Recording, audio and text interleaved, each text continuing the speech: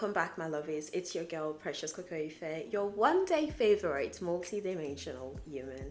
Oh, I'm just trying my makeup at home. I've actually got like a old chair filled with boxes and spray and all of that, right? Because I'm actually not the best with makeup. I do something. I feel like I got my signature makeup and I'm like, okay, that's the same makeup for everywhere, but I want to try a little bit more, you know. And I also don't need to retwist my locks, I know, but you know what, I'm still eating even when I look like an homeless person.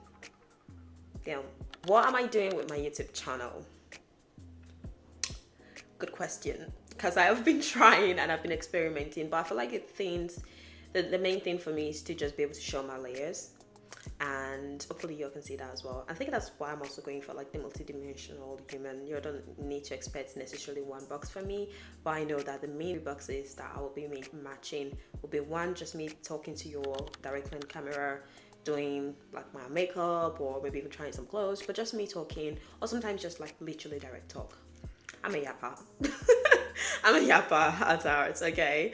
And then I also love cooking, and I want to be more confident in sharing like my process of cooking, because most of the time I'm like, oh, I can't explain what I'm cooking, but just wait, let me make this fire for you. And I do make a fire dish, but now I want to like get more comfortable, you know, showing the process of what I'm cooking, and kind of match that with my love for music, because literally when I'm cooking is the best time, where I also listening to some like old but gold album, like some Fela Kuti, some Tupac Shakur, some Sade. I also like some AC/DC, so literally many type of albums, and I'll be explaining why I'm choosing that album or what vibe I'll be going with while I'm making that food.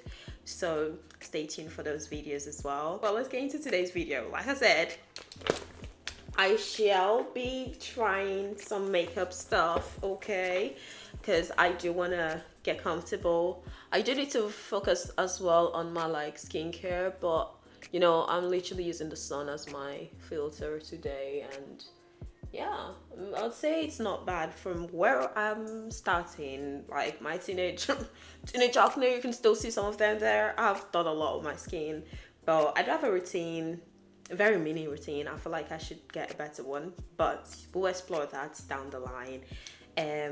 Yeah, so wagwan. I had to apply this off camera because I was just yapping away. I don't know if I can do like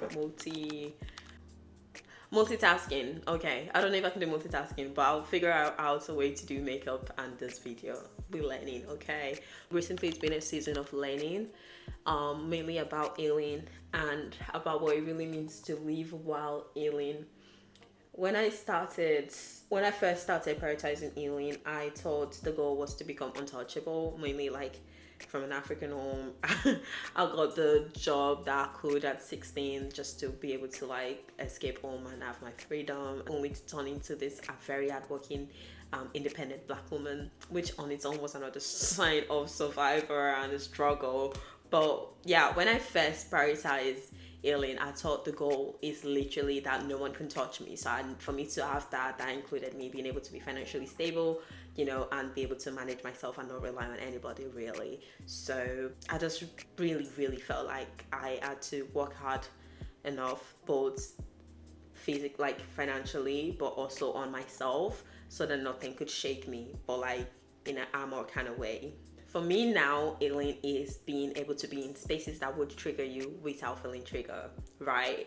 But mind you, I don't think avoiding these spaces make you weak or anything. I think it's actually a first step towards healing. And once you feel like, okay, I'm mentally prepared, I've seen how I am on my own, how I love my space, I can, you know, start going back to places or people, you know, family for example, that could trigger you, because you know that you know yourself more, you've discovered more about yourself. So it's not, if you are in the stage where you prefer not chatting with certain people or something, that's absolutely fine. I'm not yet to like dismiss your struggles. I've been in that stage. I kind of am still in that stage, but recently learned that I need to be able to manage my triggers as well, and that's what I'm trying to speak to you about today. Because like, yeah, I don't think healing is necessarily being able to like find your old self. If anything, it's meant to make you feel alive again, feel softer while still feeling strong and more awake, more aware, more kind towards yourself and towards your own feelings. I just applied this, which is the 340. I am going to go with, I think this is not bad per se, but sometimes I do get worried because it's winter and my skin change based on winter and summer. So I'm going in again with the 337, which is a little bit lighter. So one of the mistakes is making healing my personality. And I'm not trying to call you all out if you're all in that stage, because it's important. I feel like being obsessed about healing actually does more good than harm. If you're like, okay, I want to heal, I want to feel like I'm getting into a better space, then first of all is like identifying what healing means or looks like for you. And mind you, this can change while you are developing. That's absolutely fine. Okay, so I would say one of the mistakes is the fact that I turned my healing into my identity. So every conversation, every post, every day was just about what I was fixing, you know. It was just about what I was fixing. And I don't think like healing is actually supposed, like now I don't think healing is supposed to be my whole life. I think it's supposed to give me my life. Honestly, I don't think you ever become the same person once you're healed. I think you just become better, you know. It's either you like don't actually make it and just stay stuck in survival mode, or you become better if you really like walking into the healing part. And yeah, I feel like that's the thing for me. I was really craving this specific persona and talking so much about my healing while not realizing that this could fluctuate, and it's like such a flexible state to be in, even mentally. The more you grow, more you're like, oh, actually I don't think that's the way my healing journey should go, and that's fine. You're allowed to be more than your journey. You are allowed to be more than your pain and your struggles. You're fine to go through every part of your emotions while you're healing. You should not feel embarrassed that you're feeling sad even while you're healing. I feel like healing is literally a chapter and it's like not your entire story. So I have been seeing this contouring stuff online and I'm deciding to try. Okay, usually I would actually add a little bit, like I know this one here, but this one here I'm trying to see what comes out of that, right? And I'm going with Shea Glam. I do be scared of like this whole bronzer thing and I don't add enough, but when I'm watching other YouTubers and other influencers on Instagram, because I'm so active on Instagram, follow me by the way at Kokoife 2.0. And the second mistake I make, cutting people off. Yeah, I've been using that scissors. Wait, I got one here. It's like I'll be cutting them off. I overdid my cutting era. Please don't play with me. Even till now, I feel like I'm still like one of the baddest person I know when it comes to cutting people off. And I don't think there's anything wrong with that, because again, I am the type that will review situations and relationships, you know, including friendship, right? And just say, okay, have I felt weird? Why have I felt weird? Is it something that can be fixed? Is it something that we can talk about? And then if I need, I'll approach the person and be like, oh, can we have this conversation? And if they're willing or not willing, based on that, we just like, you know, sort things out. Cutting people off did not actually equal peace. It is a good thing to do.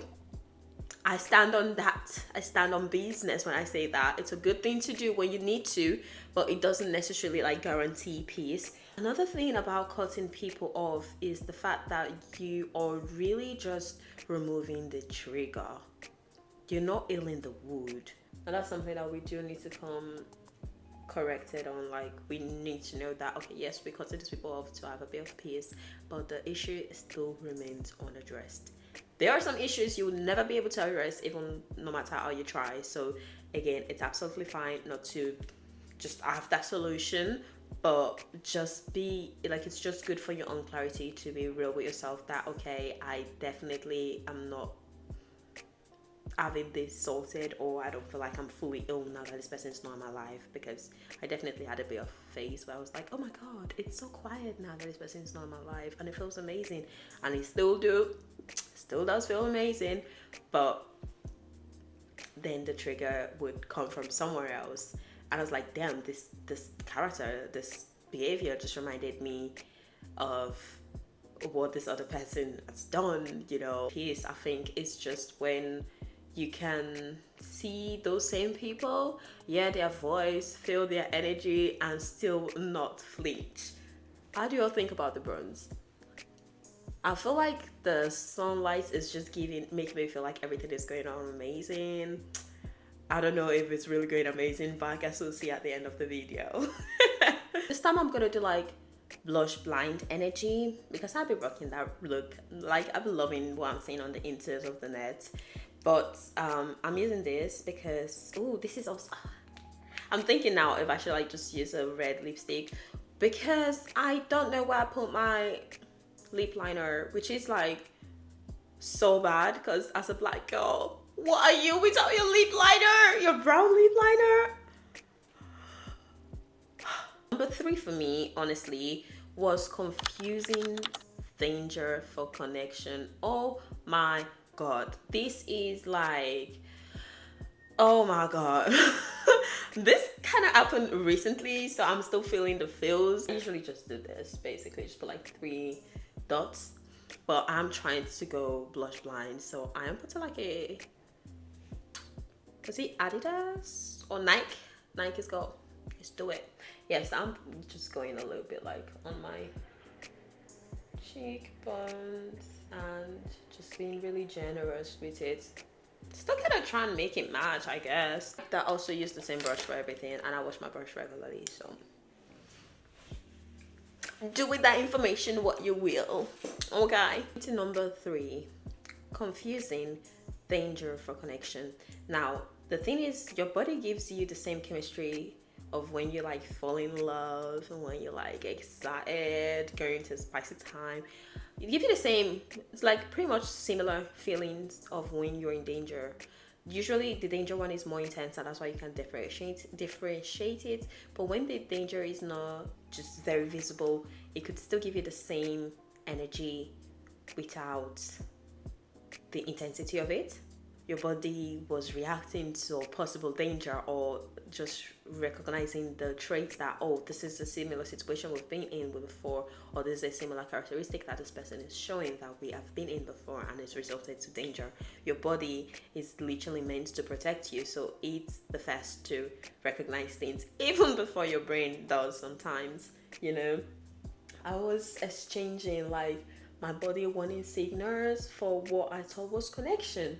And I feel like Elaine is been teaching me to listen to when my peace feel uneasy, that not necessarily is that like excitement or love. Love isn't meant to like activate your survival mood and say, okay, I'm gonna stick here because of this and that, but it's supposed to regulate your nervous system, because it's supposed to literally make you feel like, okay, I'm not supposed to overthink this. I can tell this person care for me. In this moment anyway.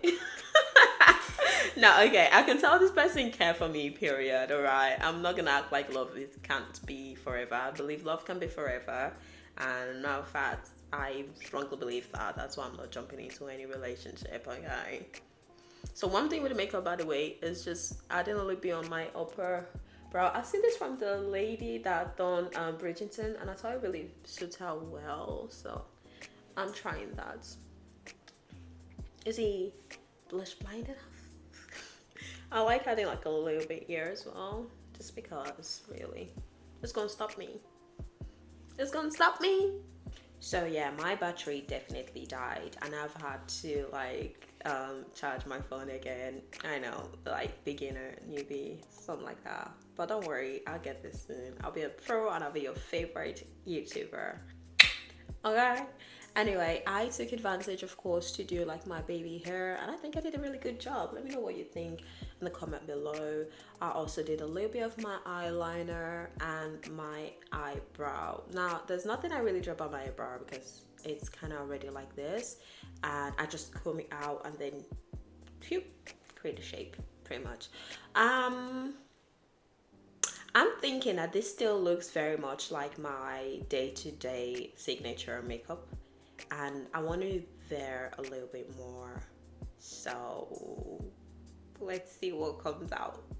Okay, I'm a bit scared because I'm like, this might just be where I completely ruin the makeup, but like I said, this was initially made for like just trying, you know, just exploring and trying some makeup. So we're going back again with the eyeliner. Okay.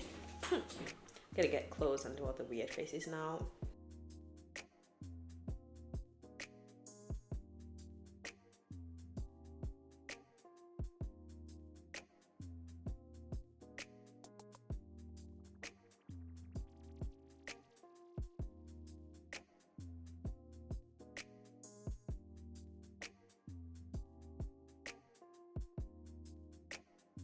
So this is what we have going on with the face so far, and I just want to talk a little bit more. I'm gonna try and do my shadow while I'm doing this. I don't know if it's gonna work, but I'm going with Revolution.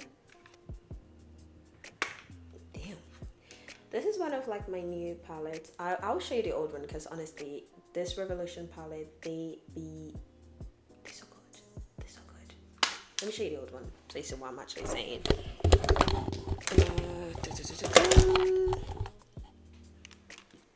Now it's actually, of course, different, right? But oh, I love this one so much, and see how many I've used of this, and I can still keep going on.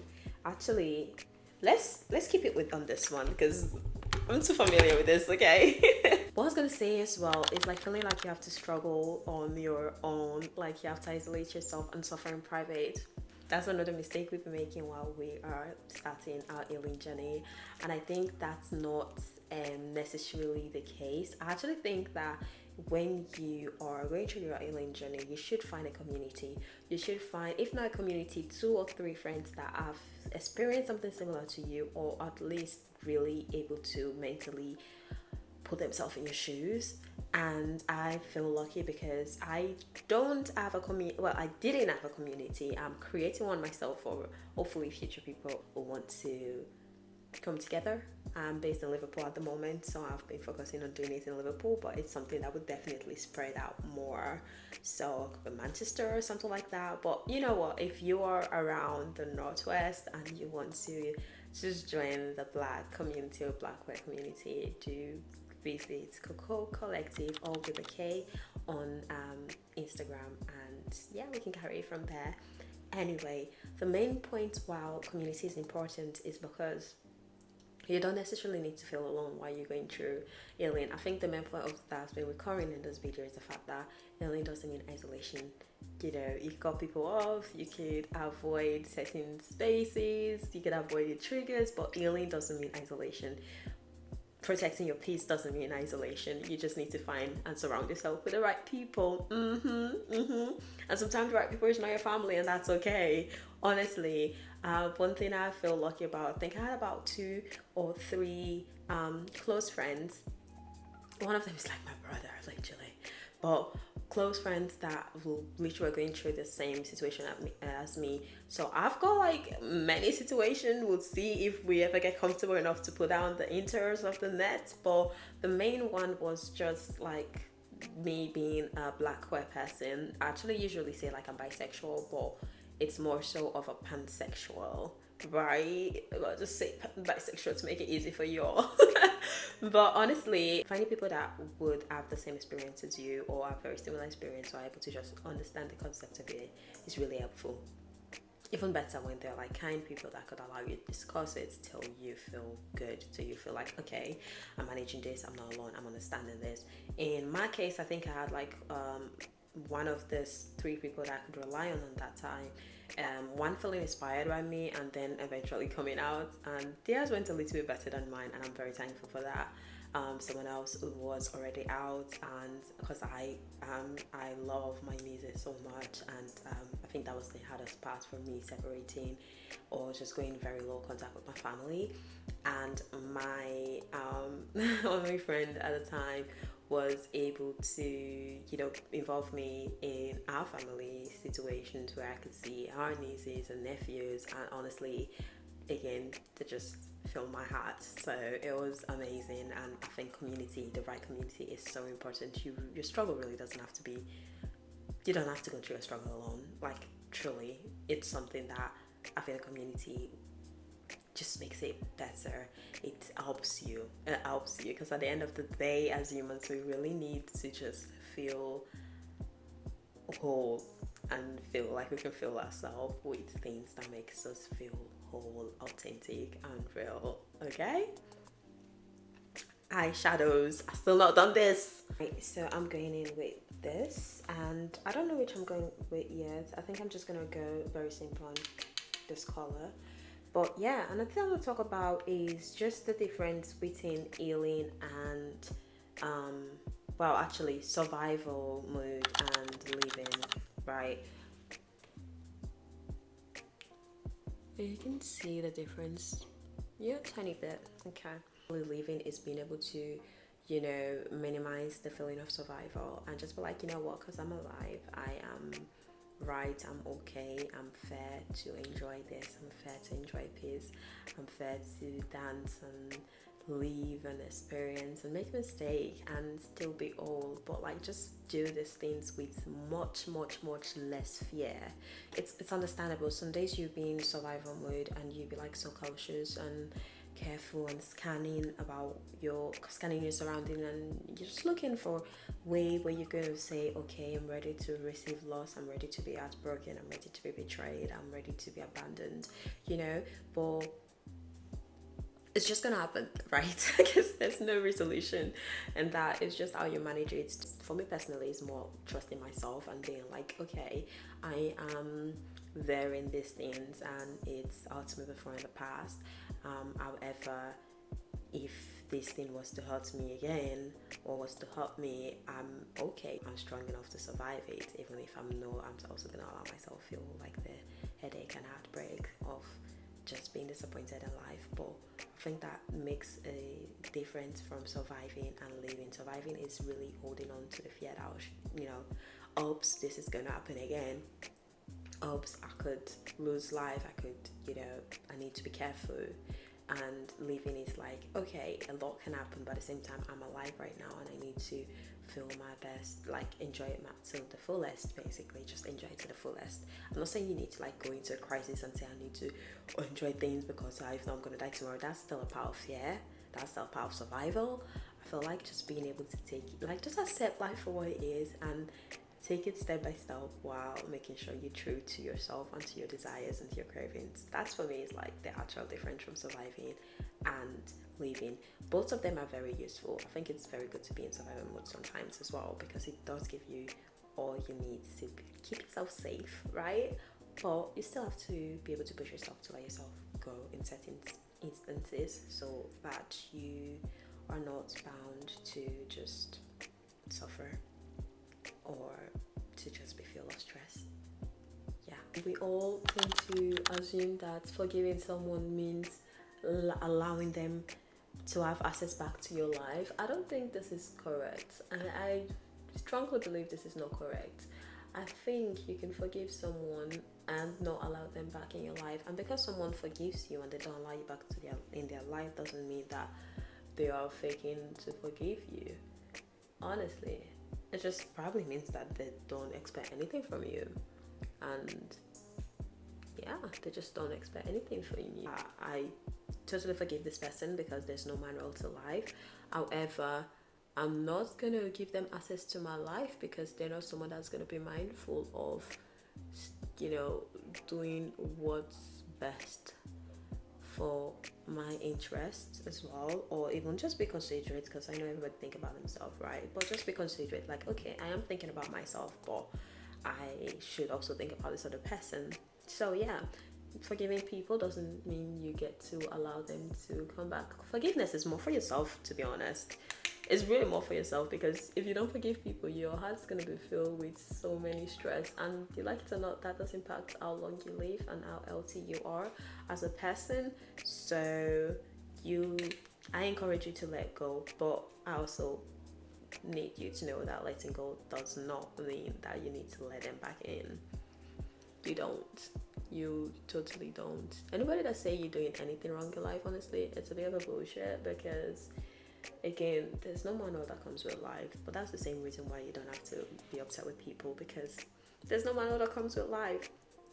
I strongly believe that as long as you don't hurt the person next to you, you should be able to do well.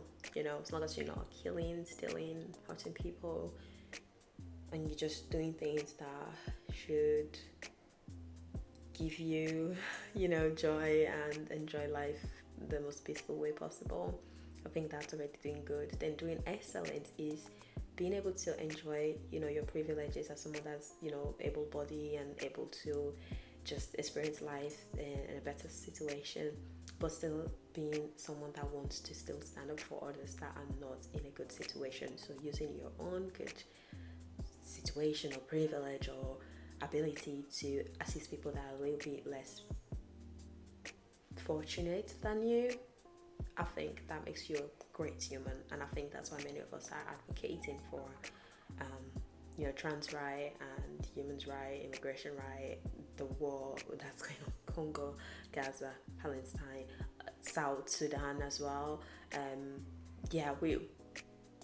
This is one of the reasons why we should care about what's going on around us, basically, because we could all create a bubble to protect us, you know what I mean? But the difference between just being able to be a good human, forgive people and move on, and being a great human is being able to forgive people, move on, live your life to the best, but also be considerate and trying to help people that are less fortunate than you. We are pretty much done. I feel like it's so dark at this point, but I'll try my best to show you the difference of the makeup.